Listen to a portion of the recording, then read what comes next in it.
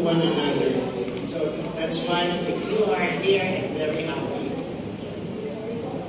ang pamangkot, are you happy? Yes.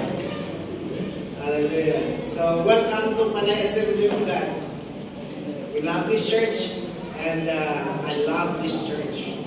Even though sometimes we are physically weak, but my spirit still is willing to do God's work. This morning I've been preaching about, the title of this message is Slaying Your Giant. Slaying Your Giant. I think that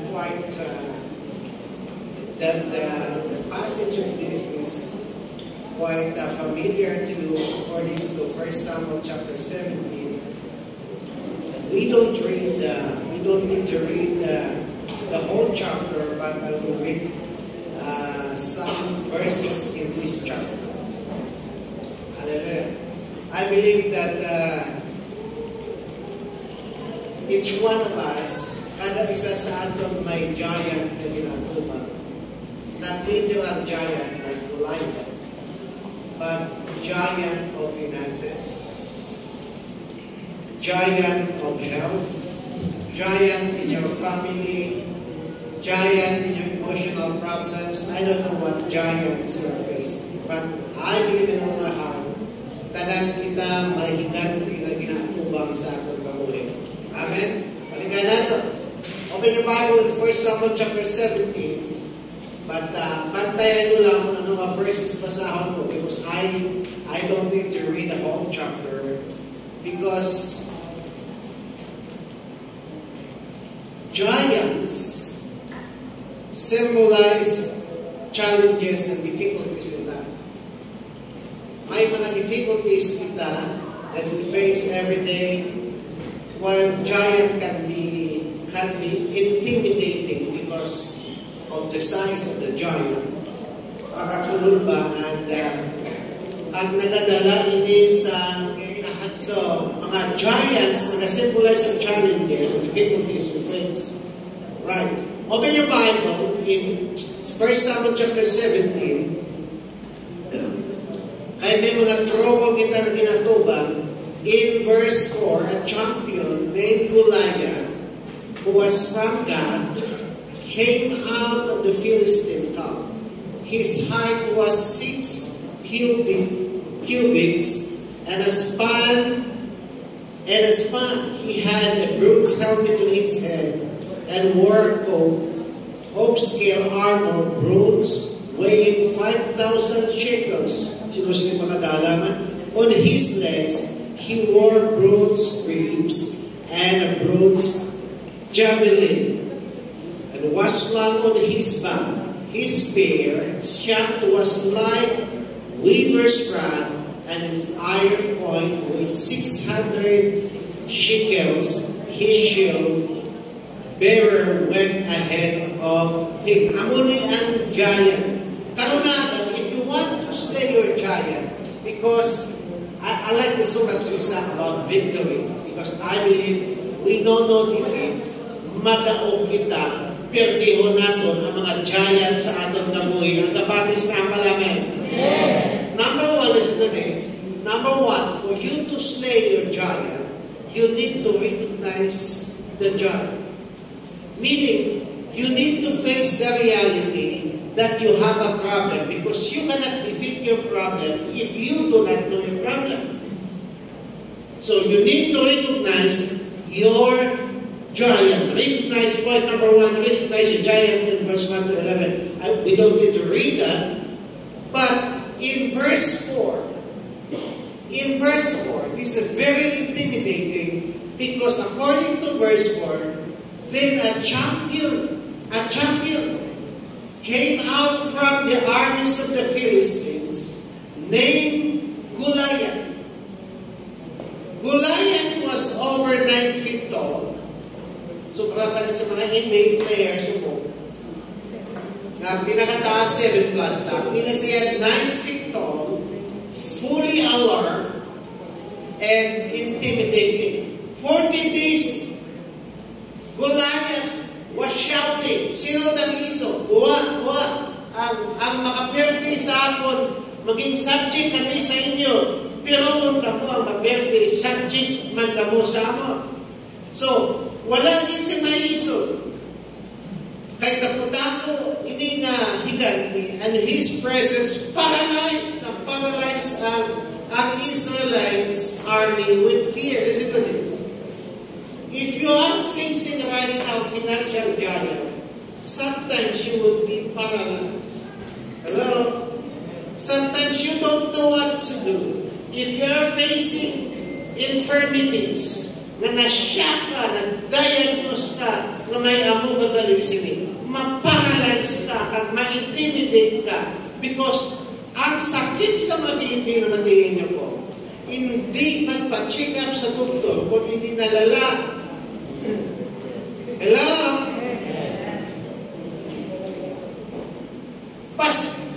Mga Pinoy, Pinoy sa Pinoy na, basta malakat ba yung motor, sakyan ang sakyan, kasi wala na naya sa itin.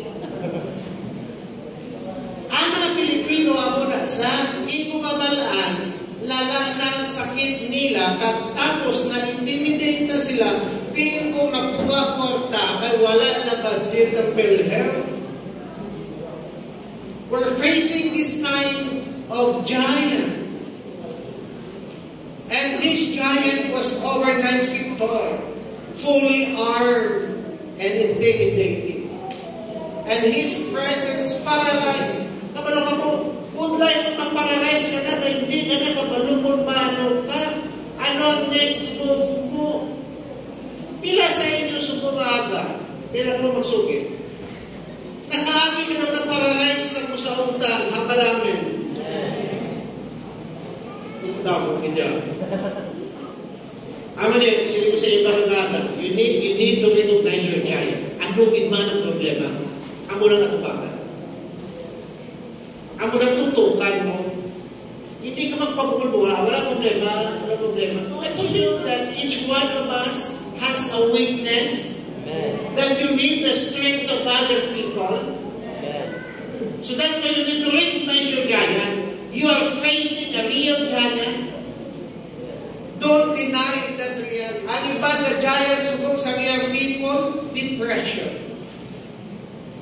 Kaya naman, ang tendency sa mga young people subong, i-compare ang ila self sa iba. Kabalo ka mo, in spite of the social media and the entertainment of today, masubog ihapon ng mga tao. Lahat namin pa ito sa una, simple lang ang pagkabuhi, walang tagagantisanay, walang tagabandayanay, kung ano kadamo ang likes mo, kung pilang nag-comment sa imo. Hello? Ba, muna kayo may nag-like sa akin, boss. Wala kang bala sa may mag-likes, at least Jesus likes you. Yes.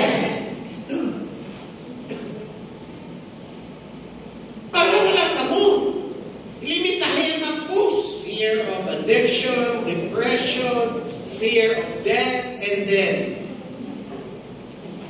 these giants will mock. Pakawian niya mo pagtuo at i-challenge yan imo kalimutan. Ikatulong mo ay kapis. Don't you know that ang pagtulog regalo sa Diyos? Pero kung hindi ka katulog, mabulay. Mabulay. Pero kung masulahan ka ng matulog, labay. Sakto lang matulog. So this is the principle.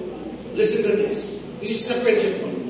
Before you can defeat a giant, you have to name it. Name that giant. Ano gimana sa mga giant na tupangon mo sa Senate 2025? Ano isa na higante na dapat mo at tubangon? Tutukan mo isa. Hindi mo isa pag-ibali wala lang. Kaya adlaw ka gabi, ya ka nga imbakya ka sini. Nag-edify ka. Ikaya niya ka. You name it and recognize its influence in your life. Kung nabalaan na ako na po, ano nga higante nisa? Dila ka tuto. Because people fail. Because of broken focus. Why the focus?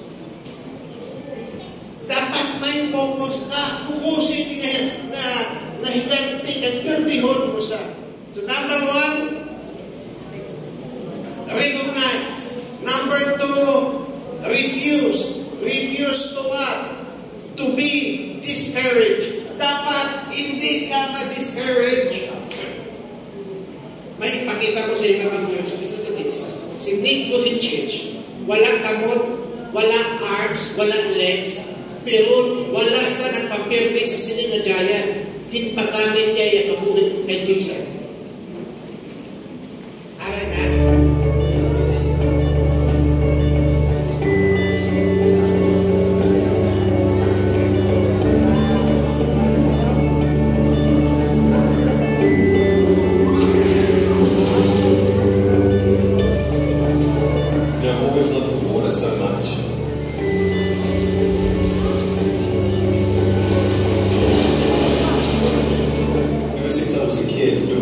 Desire in me was to do what everyone else could do and love being in the water.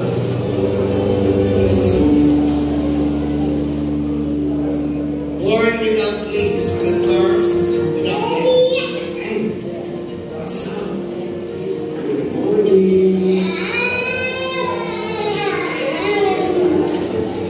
Hi, how'd you sleep? Did you sleep well? Kyoshi. Oh.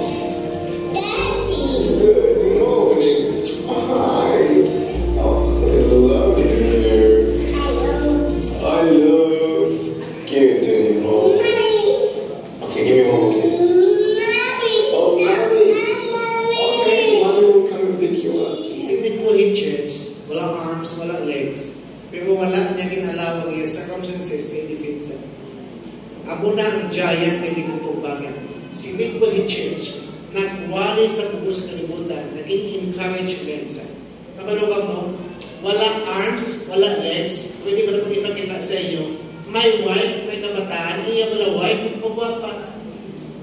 Kapalo mo maulan sa minaluyag sa ako, minaluyag galing siya wala sa kapot, wala sa tingin, kamo ba? Hello? So, refuse to be discouraged. Dapat hindi ka na-discourage mo ano man ang iyong situation. No matter what circumstances you're facing, don't allow discouragement to defeat you. Hello? Are you listening? Yes. Kung kinaya niya, totoo lang, kumplito kita, makaya natin. Ano man kadagpo ka giants na ginatubag natin, what we need today is courage. Refuse to be discouraged. Refuse to be discouraged. Ang courage pala is often born in adversity. Kung may problema, diwa na ng tao ang so courage is often born in adversity. Difficult situation may push them to make bold decisions. Ambal mo, I will not quit no matter what I face. I need the courage of God. Apa sa Bible, don't be discouraged. Ambal sa Diyos kay Joshua, be strong and courageous. Be strong and be courageous. Ang mga tigas ng mga tao sa Diyos, choose to persist despite the hardship. Sa nag-start ng pagkapastor, walang nung nagambal nga, miski may kabutayan, surrender kami sa kasawa ko. Ito surrender ka ko, wala, naging kami nagpupa sa desisyon na mag-iba. Hasta ka na po ang imo halalambuton. Subong, mga young people, mga binikanan, hindi pa tapos ang laban, ang kadalangan, ari sa aton, tungod mo natin si Jesus. Tungod natin si Jesus.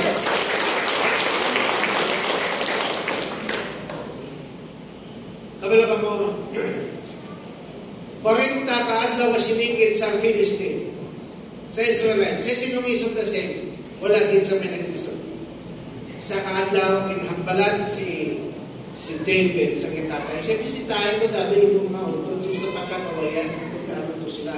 Dahil isla sa pagkaon, pagabot dito, nasungata yan na si Goliath na nagasingkit, na ginadifaya ang army sa Diyos. Sino mabato? Wala din sa pinagbatong asa ng silig si David, may courage si David. Ako mabato. Ako mabato. Bali David. Kung basahon nato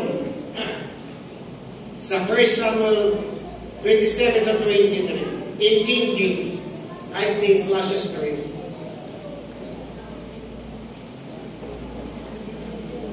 Verse 7, and the people answered him after this manner, saying, so shall it be done to the man that killeth him. And Eliab, his eldest brother, heard when he spake unto the men. And Eliab's anger was kindled against David, and he said, why camest thou down hither? King James, ako nabasa, with whom hast thou left those few sheep in the wilderness? Yan, dali lang. Kung nagato ka din, sino kabantay ko sa mga kapnero sa kamingawan? Siya, kabalo ako, katikalog ka, I know thy pride and the naughtiness of thy heart. Siya, tuti ka, for thou art come down, that thou mightest to see the battle. Nagsabat si David sa verse 29. What I have done now, wala pala kausa na magkanto ako David. Kung sa English pa, is there not a cause? Kung hindi ka mo magbato, may kausa ko. I will not allow these Philistines to defy the army of God. Hindi ako ma-discourage. I refuse to be discouraged. If you are discouraged, I will fight for this giant. To make the long story short, inperdi ni David si Goliath na siya. Walang kausa. May kausa. That's why I'm here. Sa ginatubang ni David, ang opposition even in his own brother, piskan ang utod dyan na upo sa iya. Patingin niyo po, sa times and difficulties ng life niyo, kung batuan niyo, ibang na tao, hindi mag-encourage sa inyo. Pero tandaan niyo na kung ang ibang mag-discourage sa inyo, ang Diyos ma-encourage din sa inyo. Kita mo nga utod dyan, ano mga tikalong ka nagatukan to kati? Hindi ka na tao mag-agree sa imo nakita. Pero ikaw may palananawon, dapat patihan mo na hindi palananawon naghalin sa Diyos. People doubted his motives and qualifications. May mga tao wala sila saling sa inyo, matibukag sa inyo nga ikasama. Patandaan nyo ni, not by might, nor by power, but by my spirit, says the Lord. Gahong sang Diyos. So, kung may pananawon ka, pag hindi ka ma-discourage, sandaan yun patuan mo, i-refuse mo discouragement, ma-expect ikaw sa mga tao na i-discourage ka. Expect discouragement from unexpected people, from unexpected sources, even your family, even fellow believers ma-discourage kayo. Not everyone will see the call of God as placed in your life. Tandaan nyo don't allow other people na i-diminish niya ang pagpanawag sa Diyos kag ang potential sa Diyos na gibutang sa inyong kabuhi. Focus on God's cause. Dapat fokusan natin ang Diyos. Hindi kita masyado focus sa kinahambal sa tao. Kaya wala sila sa plano sa atin. Ang may plano sa atin, amo ang Diyos. Ano ba sa Bible? Kung I know, I have for you. Declares the Lord, plans to prosper you. So, refuse to be discouraged. Number 3. Number 3. Rely on God's power. Rely on God's power. You are not smart enough. I am not smart enough. I cannot rely on my own abilities. In my own strength, I am weak. There are times that I am weak. There are times that I cry. There are times that I wanted to quit, I wanted to stop, but I don't put my trust on my strength. I put my trust in God. I rely on God's power. In verse 37, siya ano nasaligan mo? In verse 67, 1 Samuel, the Lord who delivered me from the paw of the lion and from the paw of the bear will deliver me from the hand of these Philistines. Siya kung ginihilway ako sa Diyos sa baba sa mga leon at sa mga bear sa ilonggo. Basta wala nyo na bear. Nag-deliver ako. I-deliver man ako sa Diyos, hilwayon niya ako sa kamot sa mga Palestinon. Tandaan nyo si David wala nagsalig sa armas ni Saul. Di pasok-sok sa haluga sa iya. Karon nga ka, don't rely on what you have learned. Don't rely in your knowledge. Don't tell yourself that you're smart enough. No way. Without God, you are nothing. Without God, you are nothing, and you cannot do it. You cannot do something for God. But if you will rely on God's power, God will make you somebody. Si David wala nag-rely sa armas ang sword, but on God's faithfulness from past battles. May nagdaog na si David kung pamatay ng mga lion at mga bear. Ang saligan nato, hindi atong puso, limitado kita. Tandaan nyo niya, na masakit kita. Amen. Natarang kaso, kumisa lang. Nasipon na ako kumisa. Sipunon ka mo sa una, sa subo, sipunon ka mo kaya po. Nagabala sakit kita. Pero kung isa ba lang, tiyaga ko, tapinan mo yan. Kasi I don't need you, Lord, anymore. I'm smart, I'm strong. I have everything, I have money. I have resources. No way. You cannot rely on that. Tandaan nyo that you need to rely on God's power because the battle belongs to the Lord. Abalang na namin, the battle belongs to the Lord. Human strength can't defeat spiritual giants. Only the power. So don't rely. Don't rely on your own strength. Rely on God's power. I think this is the last. Number 4. Don't run away from the battle. Run toward the battle. You need to face the battle. Run toward the battle. In verse 45, you come to me with a sword, but I come to you in the name of the Lord of hosts. Wala nagsalit, sambal.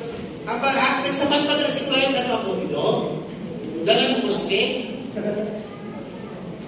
Masama na bilog at champo. Siya mo ito. Tandaan nyo ni hambal ni David. You come to me with a sword, but I come to you in the name of the Lord of hosts. Ang atong padaog, ang ngalan ni Jesus. The enemy cannot defeat us because of the name of Jesus. Tapugon mo ang demonyo sa ngalan ni Jesus. In Jesus' name. Amen. Practice, babe. In Jesus' name. You come to me with a sword, but I come to you in the name of the Lord.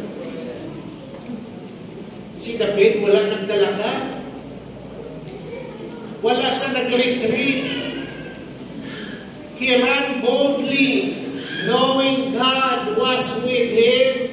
Kung may makala sa inyong balay, may demonyo, tugay, dalagan, at tubanga sa ngalan ni Jesus. Confront your giant in faith, not fear. Because victory comes when you move forward, trusting God's name and promise. Dali na. Ang mga utod ni David, ang mga army ng mga Israelites, mga palak-palak lang. May isuno. May ko na si Goliath.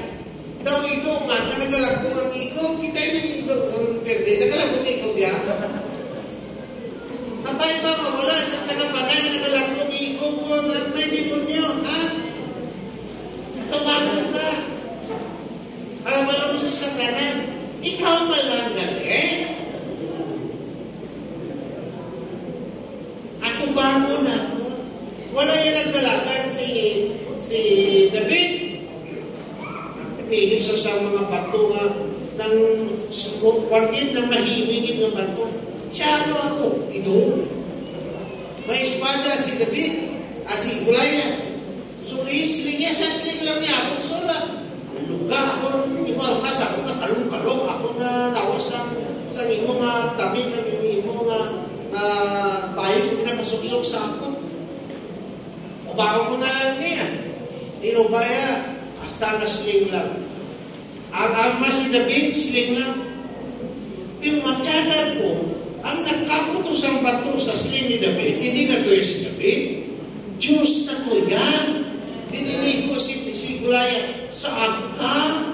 Pag-igo niya, tumbasa. Ang nagpatumba sa iya, Diyos na to yan. Udod ko, kung magdaong kita, magasinso kita, pabless kita, ang himayat na nga niya sa Diyos.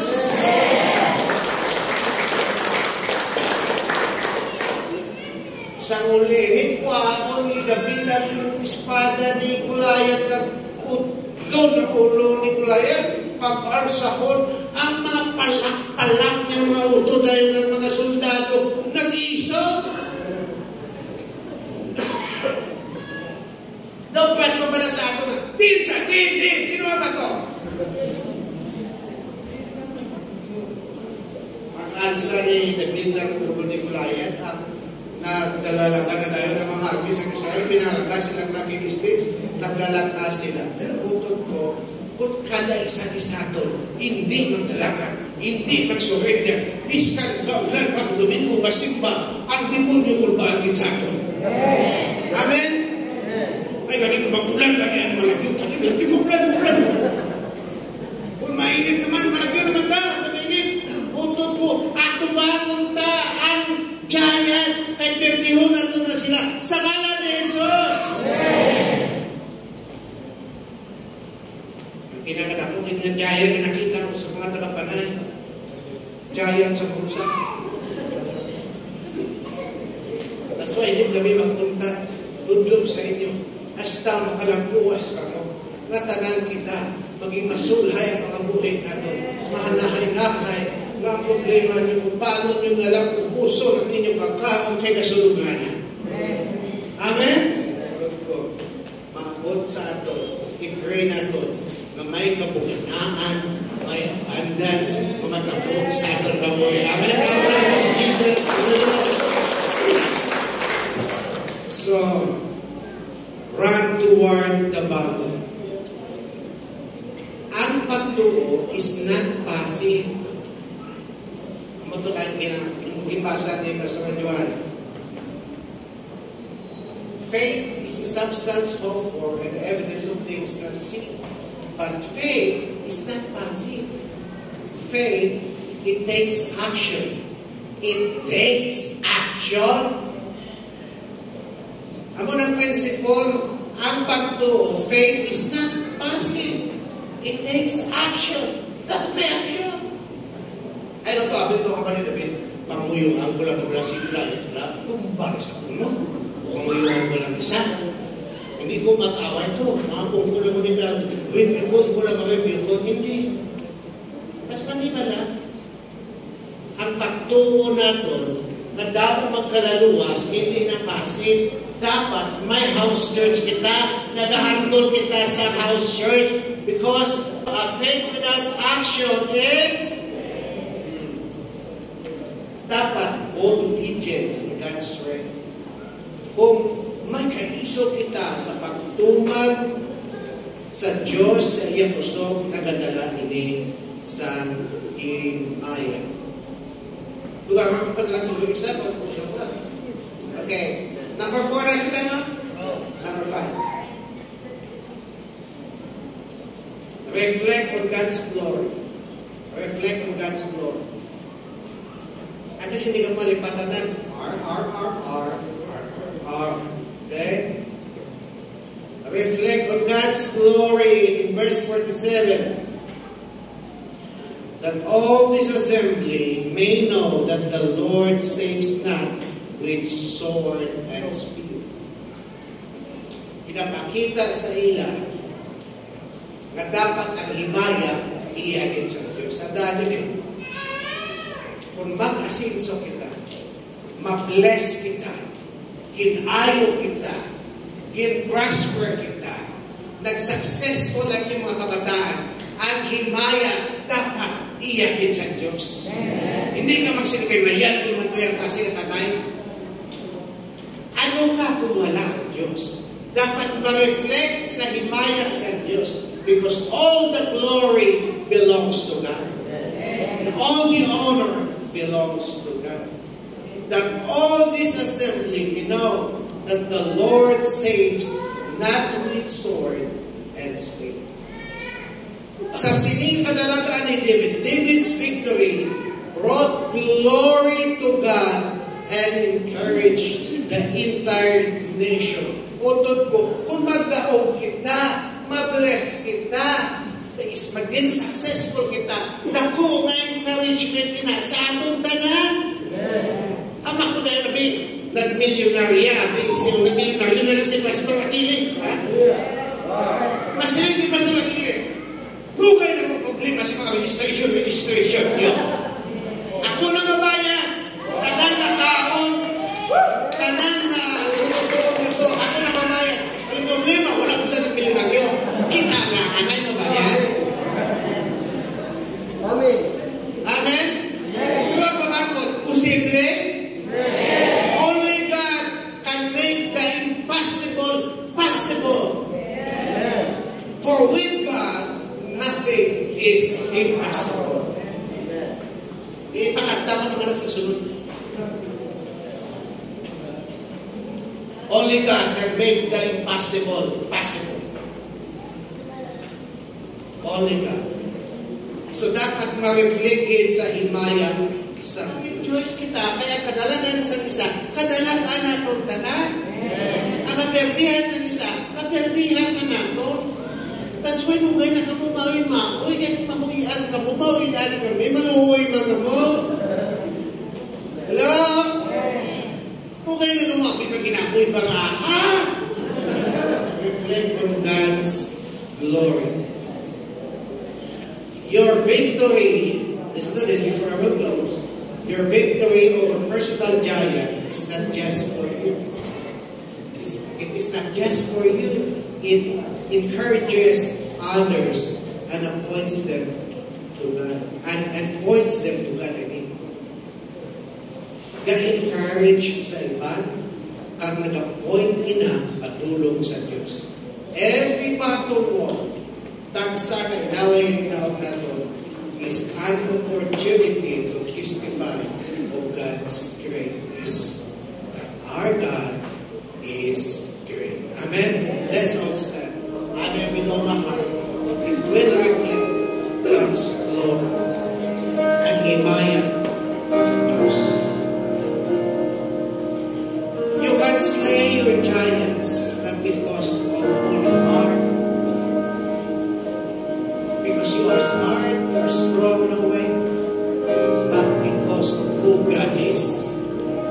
It's because of Jesus. Even I myself, without the strength of God, I cannot handle this church. This is not an easy task. I wanted to relax. I'm nearly 60 years old, nearly senior citizen. I wanted to live a life that peaceful and enjoy the remaining years of my life.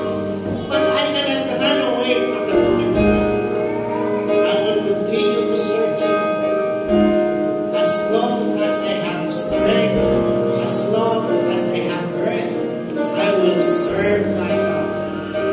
We can slay our giants not because of who we are, not because of what we have done, not because of our accomplishment, not because you are smart, because of your possessions or your money, but we can slay our giants because of the Spirit of God. The question today, listen to this station.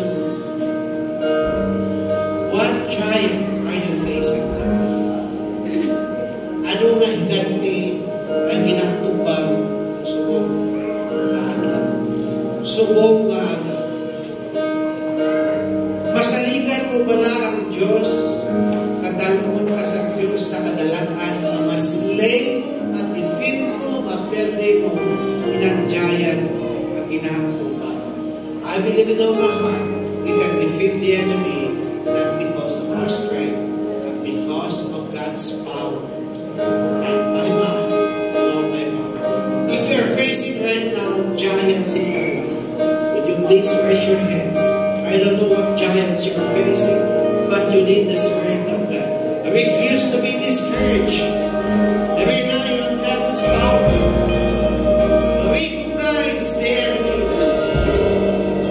Run in faith.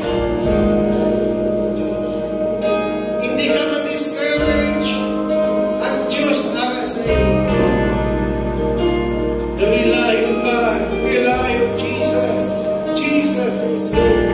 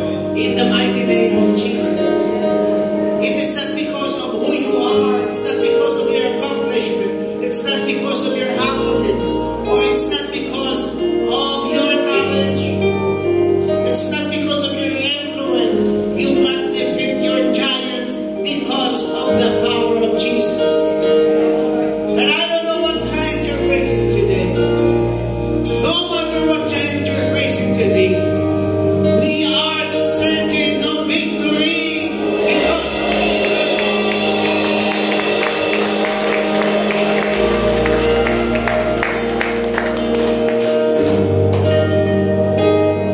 Thank you, Lord, for your word. Help us, Lord God, not to be discouraged, to refuse discouragement. We will not accept discouragement. Give us the courage that we need every day. The courage that comes from God. Make us brave. Make us strong. Put faith in our hearts, oh God. We will continue to rely upon you, Lord. We will continue to trust in you. Trust in the Lord with all your heart and lean not on your own understanding. In all your ways acknowledge me, and He shall direct your path. He shall give us victory. He shall give us breakthrough in Jesus' name. Thank you, Lord. Thank you, Lord, for your word today. I pronounce blessing upon this church in the mighty name of Jesus. This church is a victorious church. This church is an overcoming church.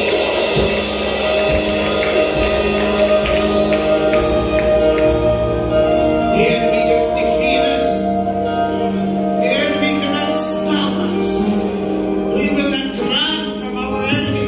We will run toward our enemy. Because of your power, God. Thank you, Jesus. Thank you, Lord. I speak breakthrough. I speak blessings. I speak success. Prosperity is yours in Jesus' name. Thank you, Lord. The Lord bless you and keep you and may His face shine upon you and be gracious to you. And the Lord turn His face toward you and grant you peace. Thank you, Lord, for the breakthrough. Thank you for the victory. Thank you for helping us to slay